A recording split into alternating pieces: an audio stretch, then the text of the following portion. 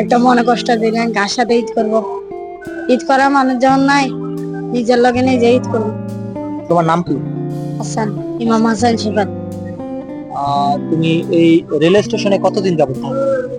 হবে 3-4 মাস হবে আছে। তুমি রেল স্টেশনে কিভাবে আসো? আমি তো এখানে আসতে চাইনি, প্রথম চিরাং ছিলাম। চিরাং থাকার পরে একদিন আমি রাত্রে ঘুমাইতে আসছি রেল স্টেশনে। এখন পুলিশে সব দাওয়া দেয়। এখন আমি তো ঘুম ঘুম ধরছে অনেক বেশি।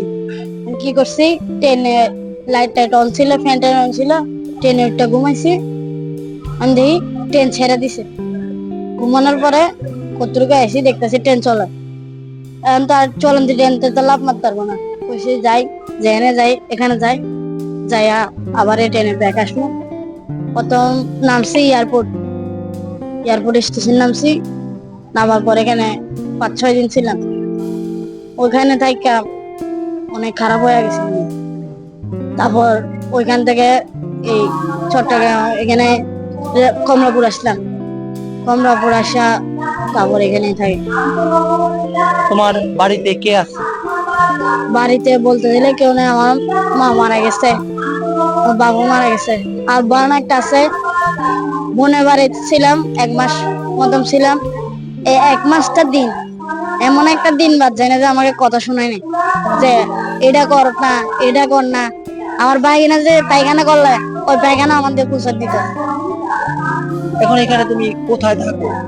এই স্টেশনে থাকি। কি খাও? মানুষ থেকে টাকা কয়েকটা ছায়া নেই, অথবা না হলে বোতল দোকানে কয়েকটা টাকা পাই, এগুলাই খাই। আজকে তুমি কি পরিমাণ বোতল টোকাইছো?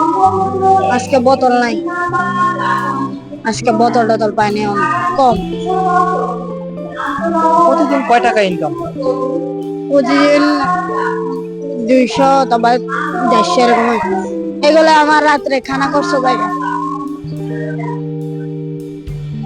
সামনে তো ঈদ, এখন সবাই তো পরিবারের সাথে ঈদ করে। তোমার তো পরিবার নাই, তুমি কার সাথে ঈদ করবে? কোথায় ঈদ করবে?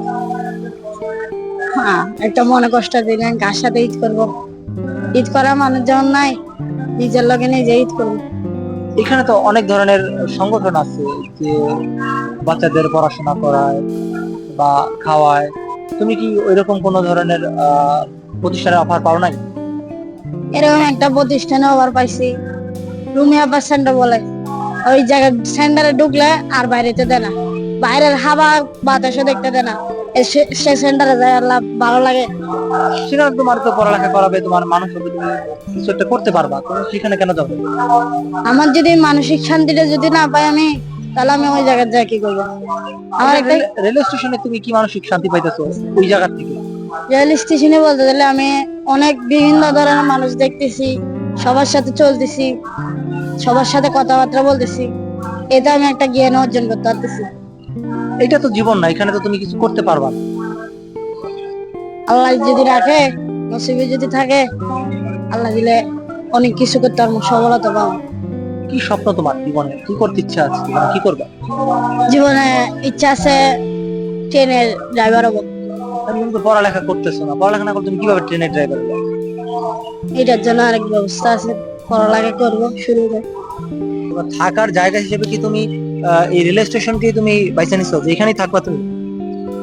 হ্যাঁ, এবার চট্টগ্রাম যাবা নাই যে? চট্টগ্রাম যাব, যে ঘুরে আসবো চট্টগ্রাম। বোনের কাছে যাওয়ার আশা আছে, যদি পাই তাহলে যাই দেখে আসবো বোনকে। ঈদের জন্য কিনছো কিছু? ঈদের জন্য কই কেনাকাটা করবো? যে টাকা পাই এই টাকায় নিজের খানা খরচ চালাইতে জায়গা। তোমার এই পরিবার সম্বন্ধে তোমার কোনো অভিযোগ আছে যে তুমি যে এখানে থাকো, বাধ্য হয়ে তুমি এখানে থাকতেছো? আমার অভিযোগ আছে খালি আমার বোনের দিকে, কিন্তু একজন পুলিশ পাইছে তো আমাকে বলছে তুমি চাইলে একটা অ্যাকশন নিতে পারো। আমি বলতেছি দরকার নাই, আমার বোনের উপর যদি আমি কিছু একটা অভিযোগ দিই, তাহলে আমার বাগিনাটা একটু প্রতিবন্ধী টাইপের, তা আমার বাগিনা চলবো কি করে? আচ্ছা, এইখানে রেল স্টেশনে যারা থাকে তারা তো সবাই নেশা করে, তুমি কি নেশা করো? আমি তো বলতে গেলে প্রথম প্রথম যে সময় ঢাকা শহরে আসছিলাম, ওই সময় নেশা অনেক বেশি করতাম। এটা যেটা বাস্তব কথা, আমি বাস্তব কথা বলতেছি। নেশা আমিও করছি এক সময়। তারপর আমি নেশার থেকে এখন অনেক বাইরে হয়েছি। কিভাবে বের হলো? একদিন আমি ওই যে তালতলা গেমস এর ঘর বলে, ওইখানে আমি প্রতিদিনই যাই, গেমস খেলি, মোবাইলে ফ্রি ফায়ার খেলে এমনি গেমস খেলি। ওইখানে একদিন দেখছি টিকটকে দেখাচ্ছে যারা নেশা পানি করে গাম টাম খায় তাদের একটা শ্বাস নলি নেই, এটা এটা এরকম চিকন হয়ে পোষা যায়। তাই এটা অনেক মারা যায়, অনেক ভয়ঙ্কর ভাবে দেখাইছে। তো এরপর থেকে আমি নেশা পানিতে বাইরে হয়ে গেছি।